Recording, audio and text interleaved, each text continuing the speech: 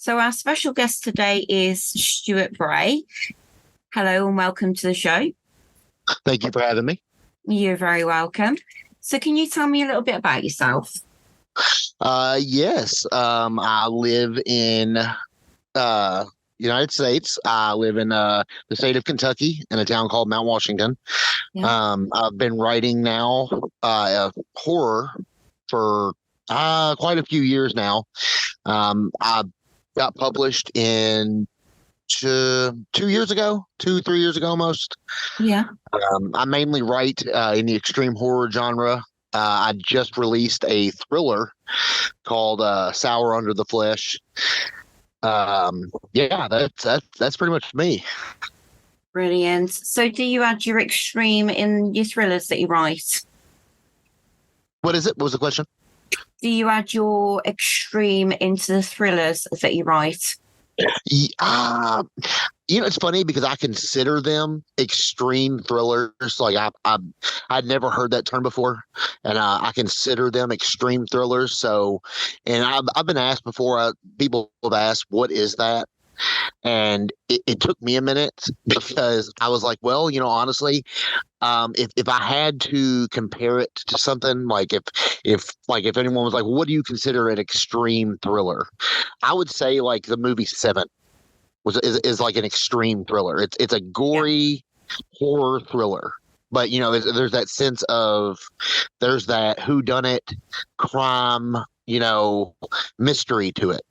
Yeah. It's not just a guy in a mask killing people. It's not just for the sake of gory. Like it's none of that. It's there's a as I said, the who done it, the mystery behind it. But you can add mystery, but also add an element of gore and stuff like that to it.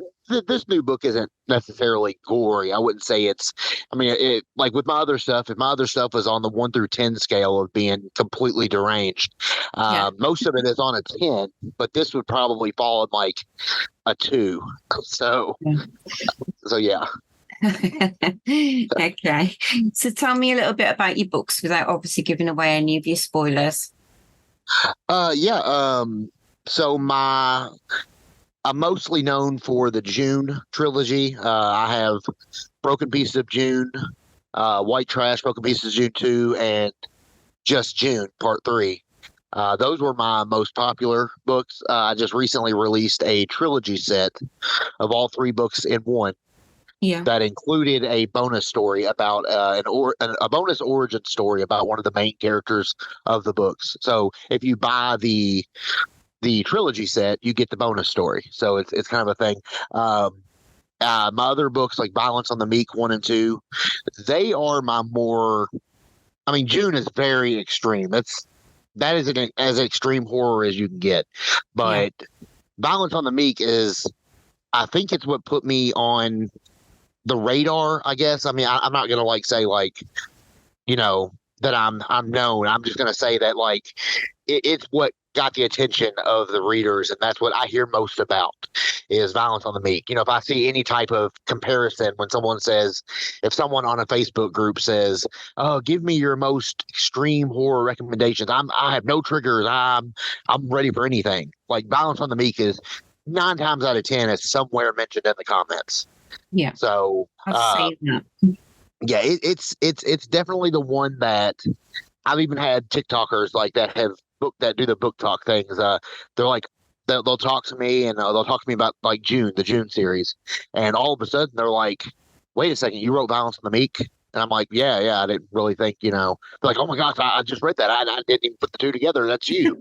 I'm like, "Yeah, that's same name and all." Like, so people, but it's funny because like people, I've had that 2 or 3 times now where I've had a full blown conversation with somebody, and towards the end of the conversation, they say, this is gonna sound crazy, but like, and I know, I mean, it's obviously you, but did you write Violence on the Meek? And I'm like, yeah, that was me. And they're like, oh man, that's crazy. Like I've been talking to you and didn't even know that. So everyone, I'm more recognizable with that book with Violence on the Meek 1 and 2 than anything else. I don't think if it wasn't for Violence on the Meek, I don't think we probably wouldn't even be having this discussion now. So Yeah. It really launched. That book came out, and a lot of people were like, "Hey, man, get on Facebook." I was never on Facebook, so I got on Facebook and I said, "You know what? I'll take the plunge. I'll get on Facebook. I'm not a social media person, but I had an Instagram and all that stuff, TikTok, but I just never got into the Facebook thing. I'm just not one of those, hey, look what I'm doing kind of people.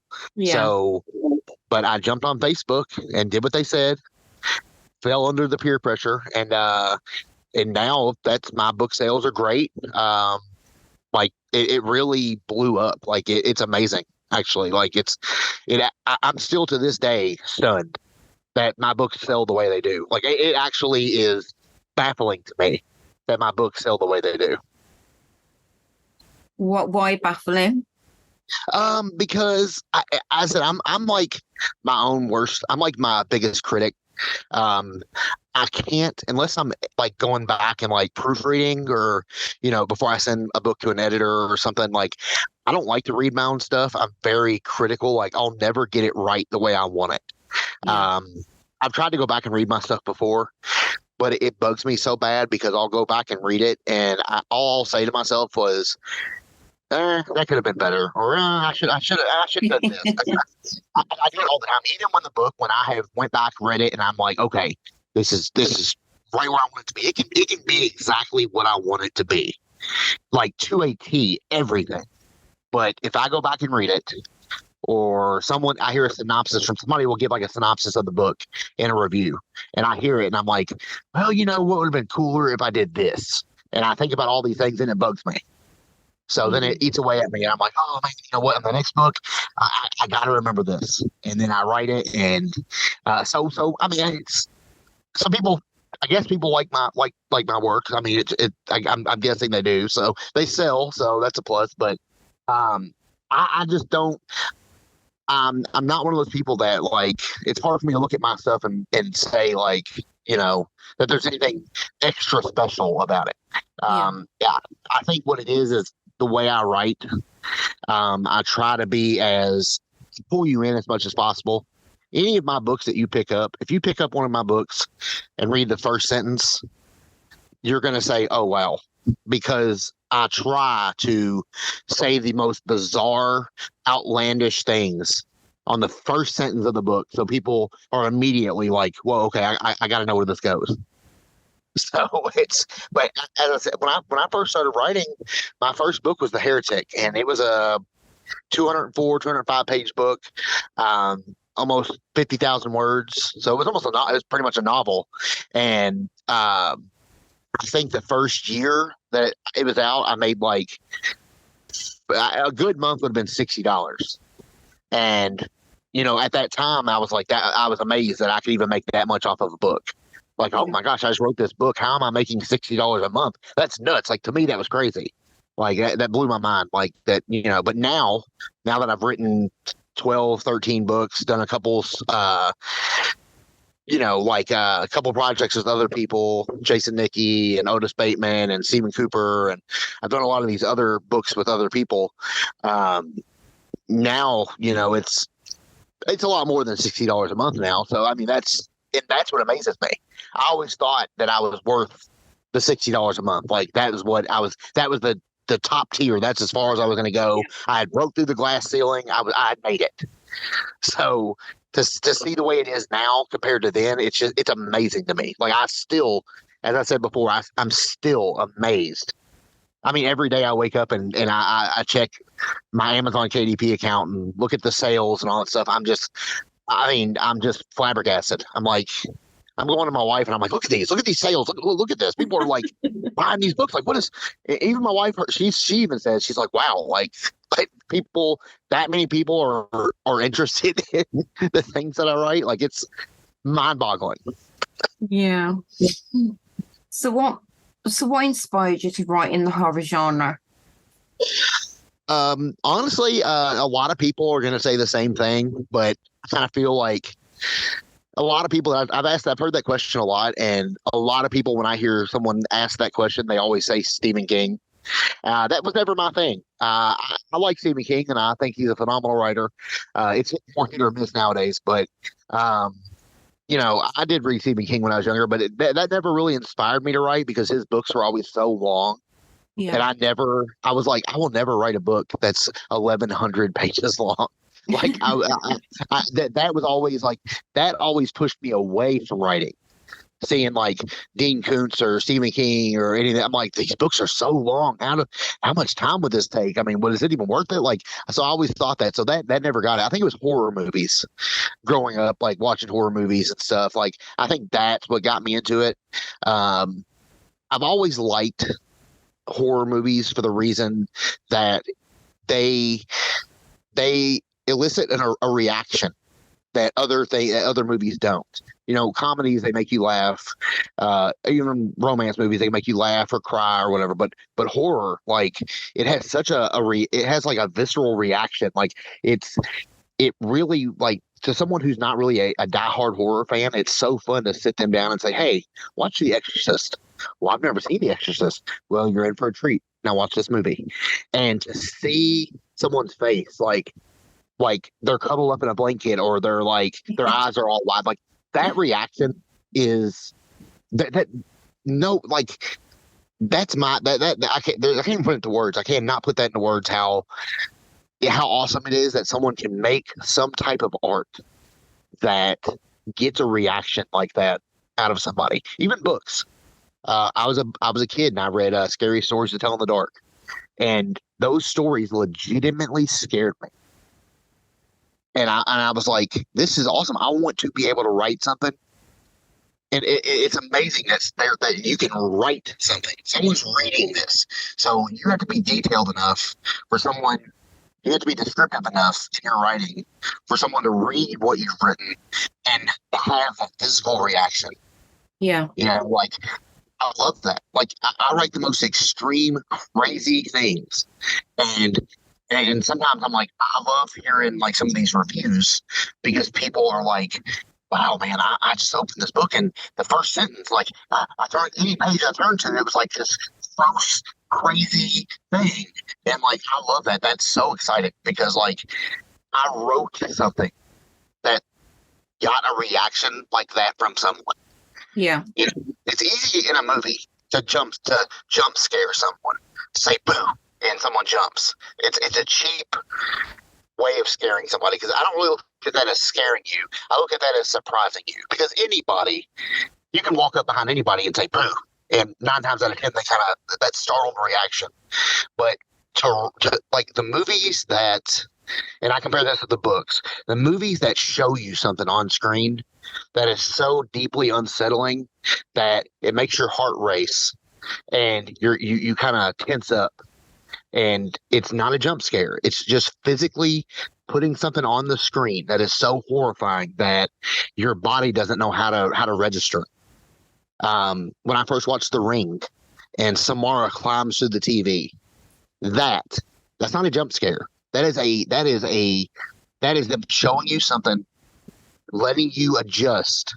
It's not like coming right out of the blue. You're adjusting to it. You're adjusting as you tighten up in your seat as this little girl climbs out of a well and then out of a TV. Like, that is horrifying. That's scary. And that's what I like about horror, like writing horror, because you can get that reaction from someone. Someone can read your books, whether it's disgusting or scary. That reaction is the best reaction. And maybe secondly is like making someone laugh. Making someone laugh is a pretty good feeling too. But I tell you, like, to really get under someone's skin like that, even if I get a negative review and someone's like, this book was vile and disgusting and I do not recommend it, I never read this. I love that. That is such a reaction. My book made you so angry and so disgusted that you would actually take the time to berate it and just talk about the awful things about it. Like, it gave you that. I'm fine with that. In my mind, there's no such thing as a bad review. Any publicity is good publicity, because every time for the people that don't know this, the reviewers and the readers, they might not know this, but if you give a bad review on an extreme horror book, that is going to interest people more into reading it. Because anytime you see someone post about this book was disgusting, there was so much of this, I DNF'd it. I'm not. That's awful. That is awful. All you see in the comments is, "Where do I buy it? Where do I buy it?" Well, I'm reading this now. Now I got to read this. So any publicity is good publicity when it comes to, especially with extreme horror, and it is to get that reaction. That's the greatest thing for me. Like, just, whether you love it, you hate it, I love it either way. Like, I want you to react to my books. Yeah, it is right though, isn't it? If you get a negative comment, especially on the extreme horrors, a lot of people who like extreme horrors will actually go to the 1 stars and the 2 stars first, have a look at those, and then decide whether they're going to bite or not. Yeah, that's literally what happens. You can, and the proof's in the pudding. Like, you can literally go to Books of Horror or any of these Facebook groups and see these comments. It's hilarious because it's not like a comment. Like, they usually don't jump on it. If the reviewer has to be smart about it, they have to say, and I hate to say this and people hear this, but if they're like, look, this book was poorly written, the story was awful, it just didn't grab me, that's the kind of review that might turn people off from reading your book. But when you are somebody who gets on and says, this book had this scene, it was so gross and disgusting, and I can't see how anybody reads stuff like this, anyone who reads this is a sick individual, like, those are the kind of reviews that make people say, well, now I gotta know what they're talking about. I've had book sales go up after a bad review. I'm not kidding. I've had a massive spike in book sales over a bad review, over a disgusted review. So I was told that I was in a comment. Someone said that my book was vile, disgusting. There was something mentally wrong with me if I write stuff like that. They called it. What do they call it? They called it torture porn and this and that. And that word alone, don't say that, because people instantly are like, "What? What? Oh, okay. What's this? What is it?" Like, I had so many comments. People were like, "Well, now I'm interested. Now I'm buying this. Like, now I'm reading this. You say torture porn, huh? Well, all right. Well, I guess that's added to my library." So, like, it's amazing that kind of, like, it is funny because it happens more so than when someone says, "You know what? This was a great book. You know, everyone should read this. It was phenomenal." And then you'll get your comments like, "Yeah, you know, I'll check it out. Okay, well, I'll read it." And that's what you get. But you give a negative review, like you're disgusted, people eat that up. They're like, "Well, I'm on it. I got to see what you're talking about now." Like, so it's kind of like a reverse thing. Like, you almost want the disgusted reviews for people. Like, Yeah, that's right. So how do you come up with your extreme settings and your extreme stories? honestly, this is going to sound weird too, but a lot of nightmares. I have, like, I guess I have that vivid imagination. So I had night terrors really bad when I was younger. Like, I would wake up and sweating and screaming, like it was awful. My dreams would always feel so real. Yeah. I mean, there were times that I would have nightmares where, and I never believed that people could do this until it happened to me. Having a dream where you know you're dreaming and you're trying in the dream to wake yourself up. And I've had those numerous times now where I'm literally in my head saying, okay, this is a dream. I'm laying in bed. I got to do something. I'll, like, be in the dream and try to jump off something just to wake up. And those vivid, really real dreams like that, like, I use a lot of that kind of stuff in my books. Like, that inspires a lot of it. Like that, because that's legitimate gripping fear. Yeah. You know, when you're in a dream, imagine you're in a nightmare and you're in the middle of a field, a big grassy field. There's nothing around you. Okay. There is a giant German Shepherd chasing you, and it's going to bite you. It's going to hurt you if it catches you. But so you run. There's nowhere to jump. There's no trees to climb. There's no holes to hide in. There's no houses to go into. You're in a big open field. There's a dog chasing you. It has a lot more stamina than you do. It runs faster than you do. You know you're screwed, but you're going to try to run. So in that nightmare, when you're running, for me personally, I'm running in slow motion, and the dog isn't. So I'm running, and I cannot run. It's just really slow. My legs don't work. And this dog is getting closer and closer and closer. And that right there, like that's real, that's gripping fear. And it's nothing, that's not gross. It's not extreme. That's just a basic, someone, a big dog's chasing you. And that alone, when you feel yourself in that situation, it's so scary, and I really think that it's like dreams like that give me a lot of my ideas for my books. That, I'll watch a lot of like B horror movies and stuff like that. Like everyone is inspired from something. There's really no original ideas nowadays in a true sense. Like nothing now is. That's not a dig towards anybody. I'm saying it towards myself as well. I'm inspired by other books and movies and TV shows and stuff like that. Like, just like any other extreme horror author that I read, it's not like you're reading something that's truly, truly original. Everything is either a worse form of something else or a not so bad form of something else that someone has read or seen. You try to take those scenes that you see in movies or other books, and you try to kind of like change them in your own way. It's kind of like playing The Sims. You're given this world to create, and it's up to you to decide what everyone does in your world, what your world looks like. You have this base. You have the tools to use. You're given the tools. Your tools are your ideas, your inspirations. Those are all your tools. You're given all that stuff to create a world inside your book or movie. And honestly, like my biggest for like my books, oddly enough, Fight Club was a big inspiration, which is oddly, it's super weird that's a Fight Club 7, the basic slashers, stuff like that. Like, the names I come up with of cities or towns are like usually mixes of other cities or towns I know of. I created a city that is featured heavily in my books called Moon City. And I think Moon City appears in like 4 or 5 of my books. Moon City is featured. And, so it's kind of like my thing. And the way I look at it, it's like this noir 1930s Sin City kind of black and white feel, like a Frank Miller comic book. Like it's all in black and white, but like someone's blood would be red on a black and white screen. Like that's the way I look at it. It's like a noir 1930s trench coats and fedoras walking down the street. Like that's what Moon City is to me. Yeah. But so I use that a lot in my books, and I feel like, and a lot of things is when having inspiration, you can be inspired from yourself too, just like that. I build on that. So every time I use Moon City in one of my books, I build onto it. I add new places or new characters to it or whatever. Like you build on everything. You're inspired by yourself. You're always getting better. My first book was not terrific. It was not great. It's gotten good reviews, but it wasn't great by any means. It was very everywhere. It's very acid trippy unintentionally.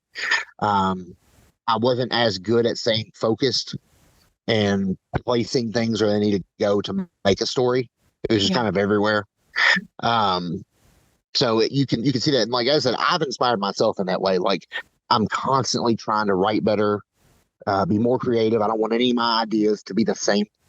I don't want to be that guy where it's like, oh, here's another Stuart Bray book. Let me guess. It's going to be some crazy main character who goes on a killing spree and does this and that, blah, blah, blah.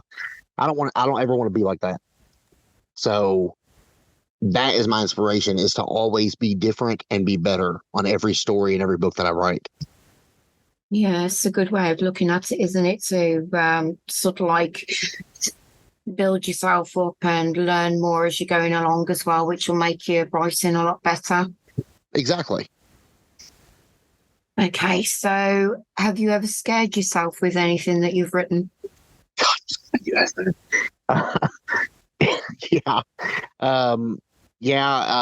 It does bother me.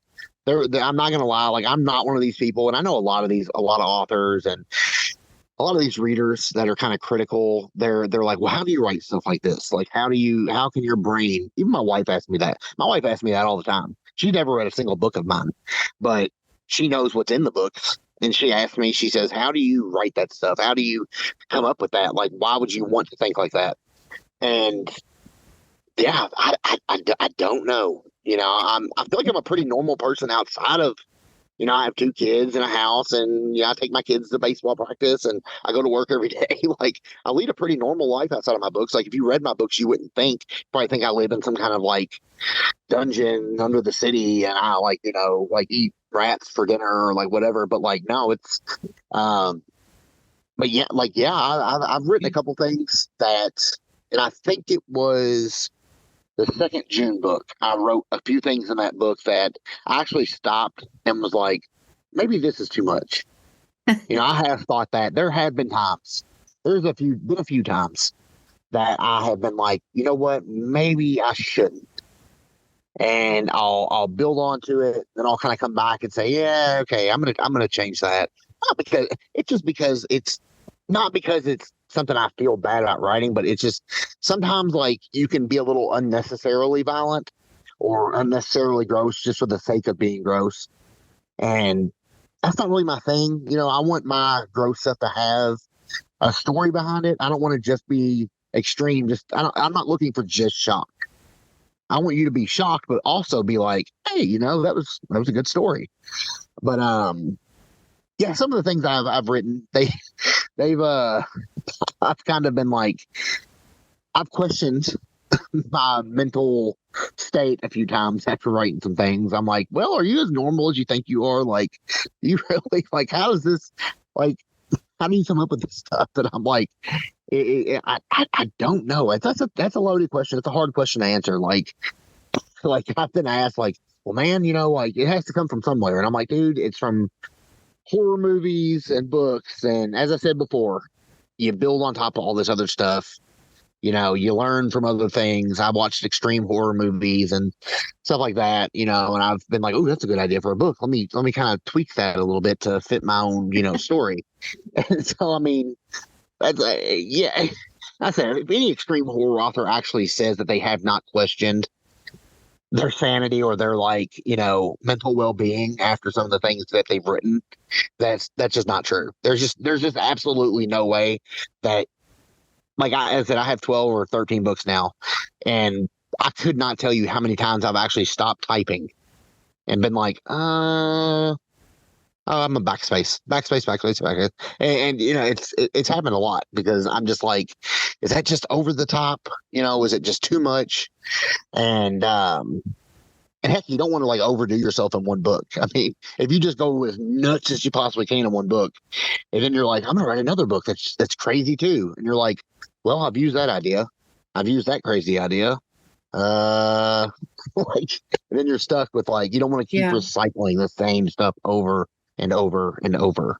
So the answer in short, I have concerned myself a few times. I haven't scared myself. I have felt concern for myself a few times after what I've written. So what's the most challenging aspects of writing the horror? Oh man, the most challenging part is being creative. As I said, like before, like every idea is technically a recycled idea. You drink a bottle of water. How many times has that bottle been something else? It's probably been a water bottle 6 times. It was probably somebody's like detergent bottle at one point. You never know. Like all this, that's how stories. To me, that's how stories are. Every story is a recycled version of something. So to come up with new and inventive ideas, especially in the world of horror, there's so many good. And I'm not just talking about extreme horror. I mean just horror as a whole.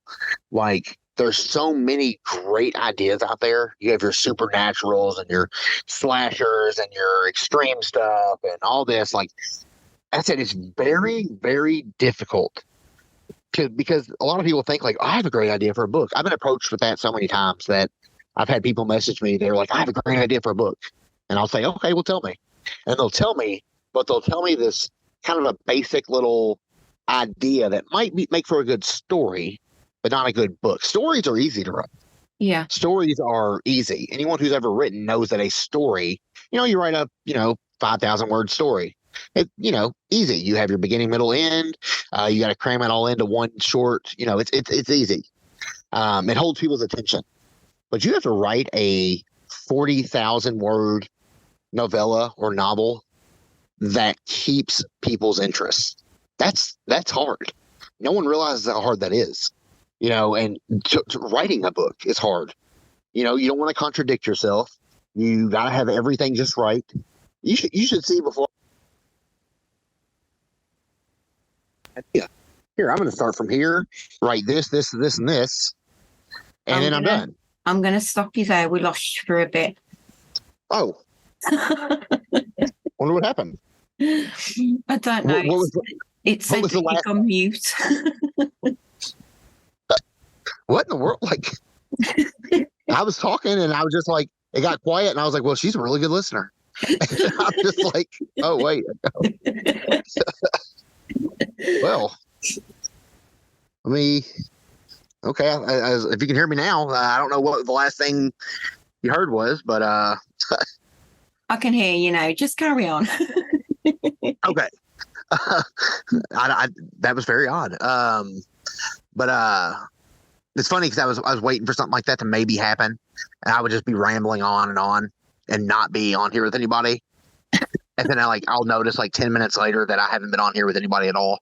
And I just feel like I'm just out here, crazy person talking to themselves. So, but as coming up with new ideas and formulating a story that is long enough to be a book, in my personal opinion, that's the hardest part about writing. Like I said, stories are easy. They're quick, to the point. They're easy. If you have a little small idea, you can make a story out of it. An idea doesn't make a book. And a lot of people think that if you haven't written, a lot of people think, well, I had this great idea for a book, man. Like, you're not going to believe it. This guy, he has these supernatural powers and he can bring people back from the dead. And I'm like, okay, well, that sounds like a really good story. But how do you turn that into a book? Yeah. I need a vast amount of characters. You need a lot more substance than that. It's a short story is like a 6-ounce sirloin, and then a novel is like a 20-ounce tenderloin, or like a T-bone steak. There's a big difference in the two.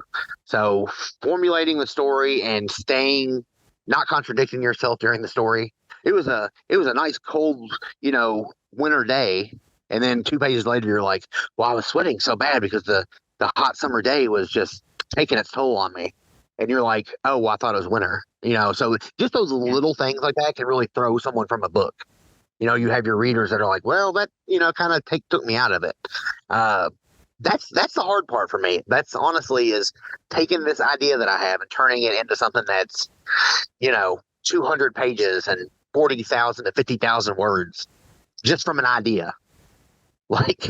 It's amazing. I'm like, all right, I got to think of all these characters and all these places and all this stuff. I got to set up my storyboard, and that for me is the hardest part of writing.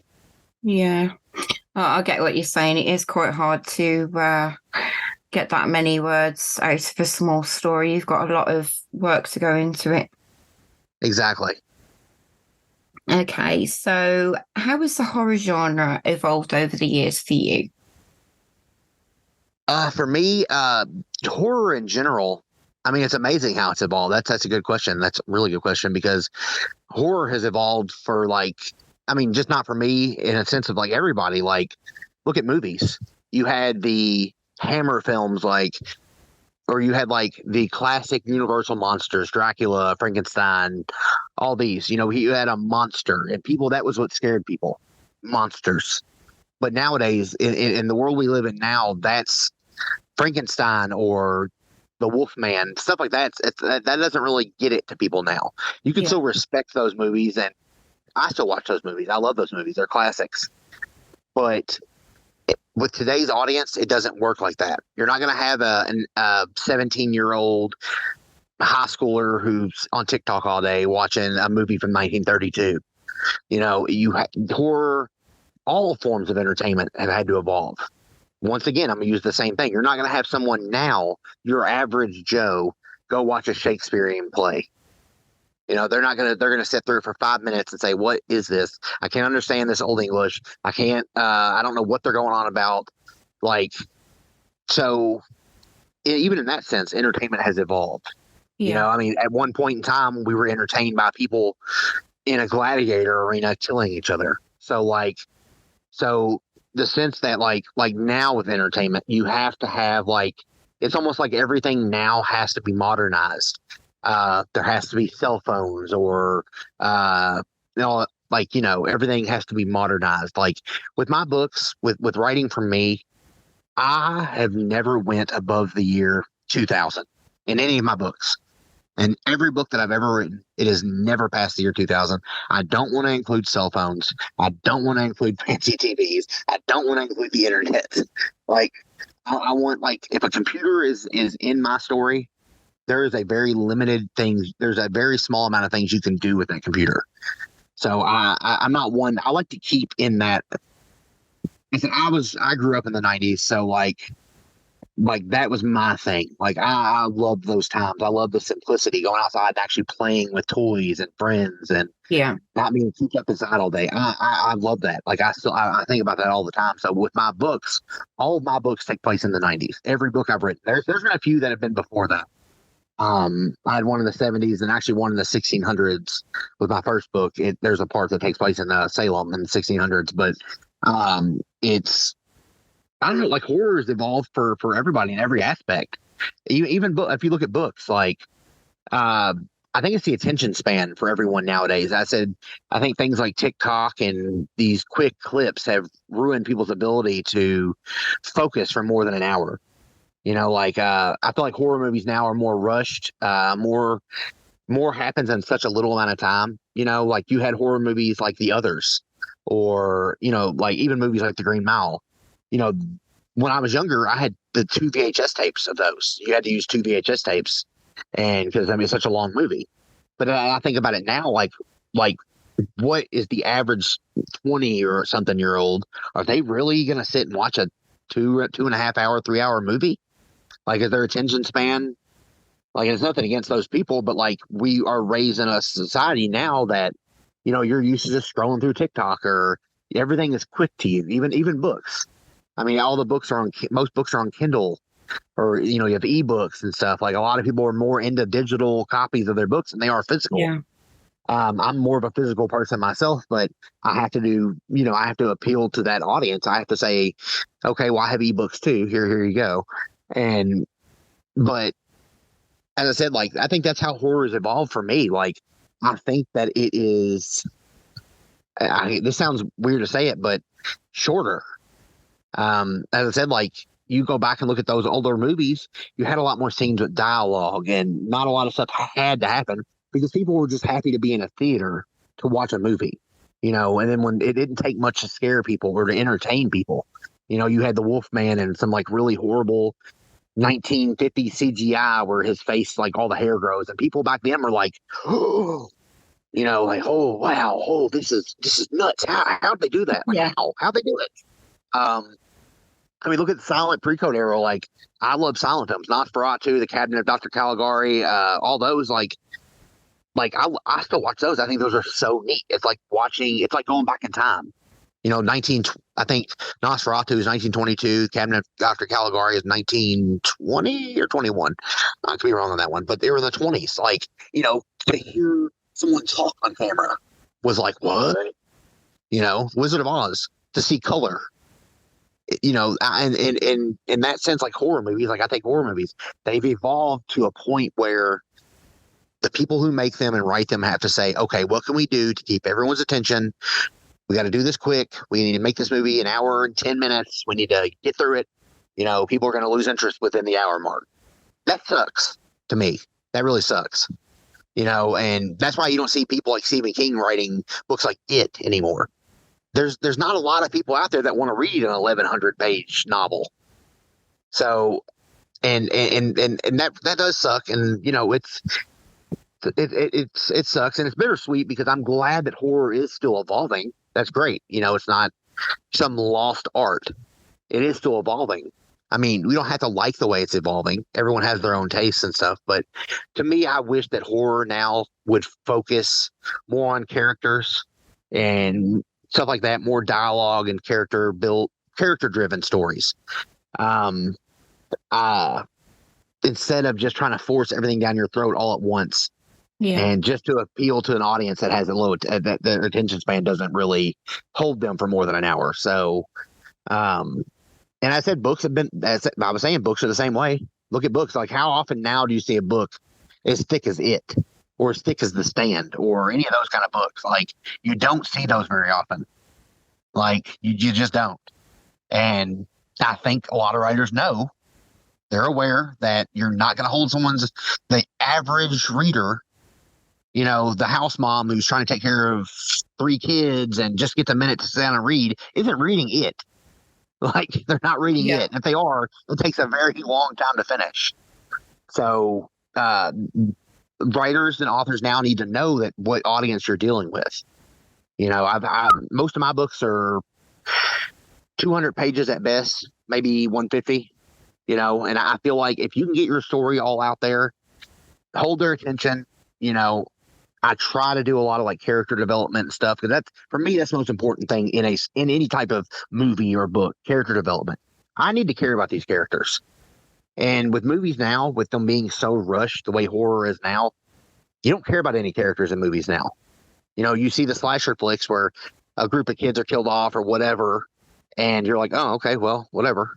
There's nothing there where a character dies and you're just wowed. You're like, oh my gosh, I cannot believe that just happened.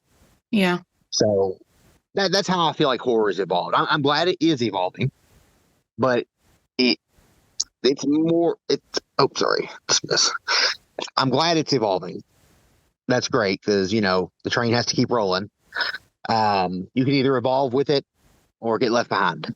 The way I look at it, like, Yeah. if you and that sucks, as I said, because I appreciate the past and all that stuff, and none of us would be writing now if it wasn't for a lot of these people that laid the groundwork with all these great books. I don't even read that much horror. I write horror, but I'm not a big horror reader. Yeah. I like The Count of Monte Cristo and Animal Farm and Lord of the Flies is one of my favorite books ever written. Hatchet by Gary Paulson is a survival book. Like, I'm more so like, those are my type of books. Like, so I'll have people send me stuff. Here, read my story. I wrote this horror book, and I'm like, oh, great. Well, I have a friend that's written something, or I see something that interests me. I'll sit down and read it. But I'm not really reading that much horror now. I'm watching more horror movies, but I'm not really reading as much horror now. It's kind of like I need a palate cleanse. After writing all this stuff, you don't want to keep reading about it. And that's it, isn't it? You don't want it to be your entire life. You don't. And that's the thing. Like, everyone, it's a stereotype. Like, everyone thinks that, like, just because I'm an extreme horror author, that I'm just living in this like dark, like, yeah, horror, guts and blood and all. And it's not like that. I enjoy a good comedy movie. I enjoy just a good normal book. Like, I don't want to be so, like, I love horror. I love it. I mean, my office is decked out in horror memorabilia and stuff, but I need a break every now and then. I'm not trying to make it my whole existence. So, yeah. So, have you got any upcoming projects that you're really excited about? One of my biggest projects to date, I kind of feel cheap doing it because I know it's just what everyone wants. And I've always been the one to say, write what you want to write, not what everyone wants. Like, your story should be your own, and you should, write how you want to write and write what you want to write. But I have Violence on the Meek 3 that I'm currently in the process of writing. So I announced that a couple days ago, and it has just been just nonstop. Oh, I'm just reading this till Violence on the Meek 3 comes out, or how's Violence on the Meek 3 coming along? And I mean, that's awesome. I'm thrilled that everyone's so excited about it. It's awesome.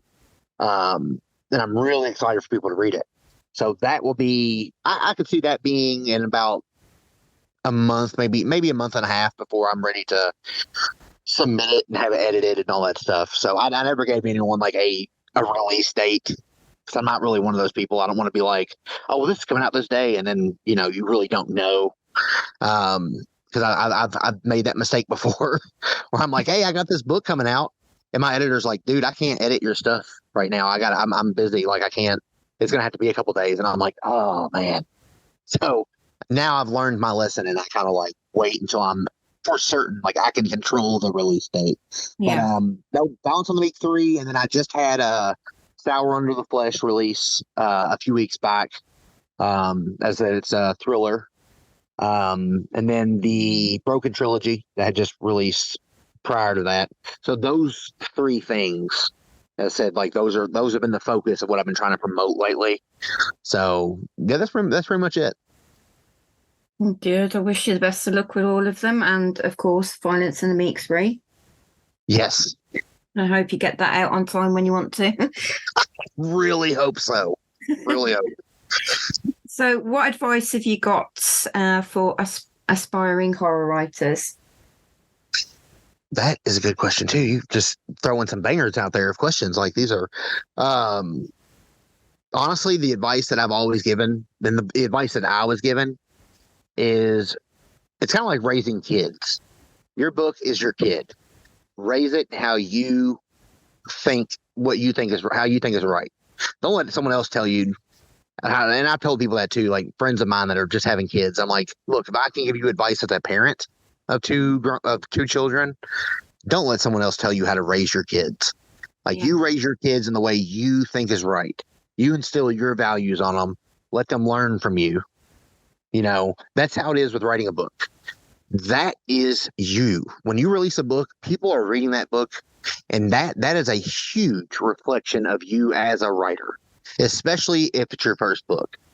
You know, people are going to hit that first book hard, especially if you have someone promoting it for you and saying, hey, read this book, read this. People are going to have expectations, and you know, like it's a lot of pressure. You know, when you have these new, especially like with horror and stuff, people think. I've had some people I'm not trying to sound mean, but I have had some people send me things to read that I have to be. I don't want to send them out in the wild unprotected. You know, I've had to read some stuff, and I'm like, look, man, like there's a lot of work this needs. Like this needs a lot of work. Like I'm just telling you that from like a professional standpoint. This needs a lot of work. And people were kind of upset about that. And, you know, but I'm not going to just say, oh, this is great. Good job. Go for it. You know, I don't want someone to have to like release their first book and then be hounded with bad reviews. And it's not up to me to say what's good or not, but I can tell you what works. And I know what the audience looks for, especially the extreme horror audience. And if I read something that's just not, I just don't think people are going to really enjoy it. And I don't look at it if I enjoy it. I don't have to enjoy it. I've read things that I would say, I don't like this, but I'm sure there's a big audience for this. And I'll tell people that. But if someone sends me some kind of, and it's mostly extreme horror that I get, obviously, but I've been sent a lot. I'm telling you, like mountains of arcs and, hey man, look, I wrote this short story. Can you read this? I'm like, yeah, sure. And there's some things that I get that I'm like, look, let me talk to you about this. I'm not trying to be rude. I don't want to dissuade you. I think, you know, this is great that you're wanting to do this. You know, this just needs some work. Maybe focus on building your characters or, you know, whatever. You know, I try to give as much advice as I can about whatever I've just read. But honestly, if I was to shorten it down and just answer your question straight up and say, what advice would I give to people? It would have to be, it's tough to put in words.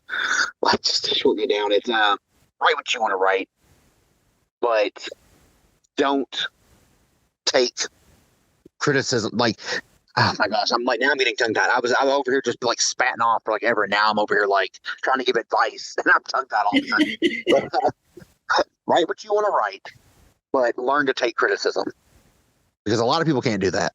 Yeah, and learn that. Yeah. You gotta have thick skin with it, because as I said, I will never, ever, ever say that a book sucked, because I know what it takes to write a book, and I know the trouble. I mean, you can tell somebody rushes through it and just doesn't care, but most of the stuff I read, you can tell people care. Like they want it to be good. And as I said, I would never send somebody out, especially to the extreme horror audience, who's very, they will let you know. They're not going to sugarcoat anything. So I never want to send somebody out into that audience that I don't feel that their story is going to be. I said, write what you want to write. I don't want to contradict myself on that. You write what you want to write. But if someone comes along and says, look, maybe fix this, maybe fix that, just take it. You know, if you think they're just an idiot, you don't want to do it, then don't. Then if you want to just throw your stuff out there, then throw your stuff out there. You do what you want to do. But I advise against just, maybe like as like a new author saying, well, you know what? I don't need anyone to read my stuff. This is good. This has got to be good. And then they just release it. Just throw it out to the world for everyone. And everyone's like, where'd this come from? Who's this author? They're going to, all right off the bat, they're going to know, I don't know this guy or this girl or whoever. I don't know this person. So they're instantly going into the book already looking for stuff that they're not going to like. Yeah. They're like, well, I don't know this. I don't know this author. So I'm instantly automatically going to be like, I'm going to judge every little tiny detail. I'm going to pick apart every little tiny thing. And that's scary for a new author. It really is. I have an author friend that had just released a book, his second book, and he had gotten a couple bad reviews on the first book. And I was like, look, man, like you can't, take everything and flip it, take all these bad, negative things and work with them in a sense that like make them positive. Like it's someone trying to give you helpful advice. Even if it is comments like, that someone's just completely ripping you apart, like learn from that. As I'm not saying write what everyone wants to write, but also on the other end of the spectrum, I'm saying take advice from people that have written stuff. Like don't let them tell you how to write your story or what to do in your story.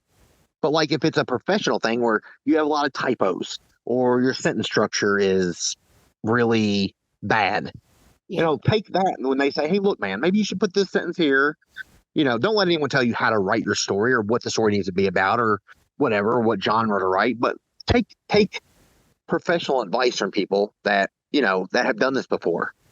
I want to see this community grow. I have two people, Chuck Nasty, Ashley Fox. I helped them release their books.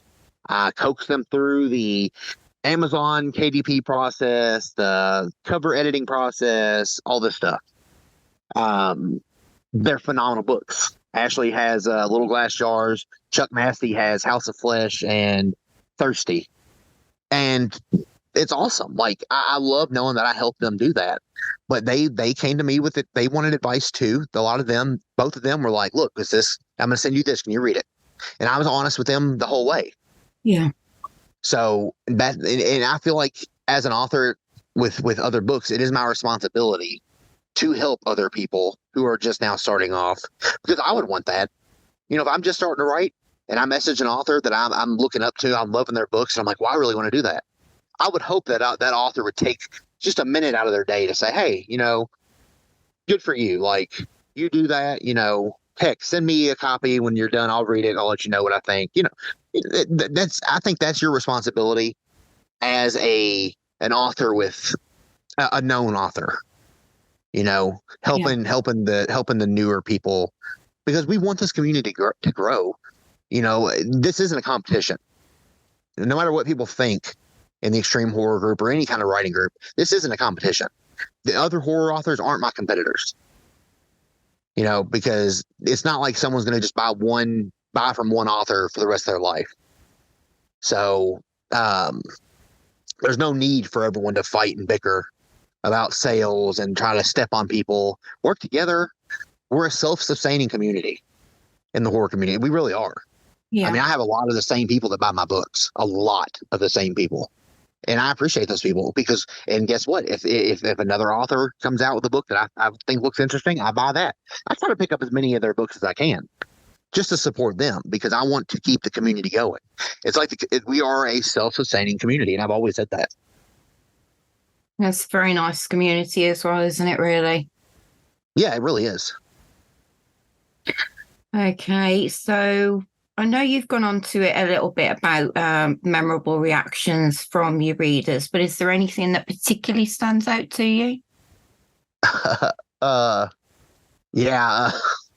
My grandmother picked up one of my books, and I don't throw my books on people unsuspectingly. Like, I'm not like, hey, read this. Yeah. And I'm not one of those people. I don't want to like traumatize somebody. Like, I'm not one of, I do warn people. It's on the cover of every book I've written. If it's extreme, it says it. But I gave my grandmother one of my books, and for some reason, her more than anybody else, I was like really excited to hear what she thought.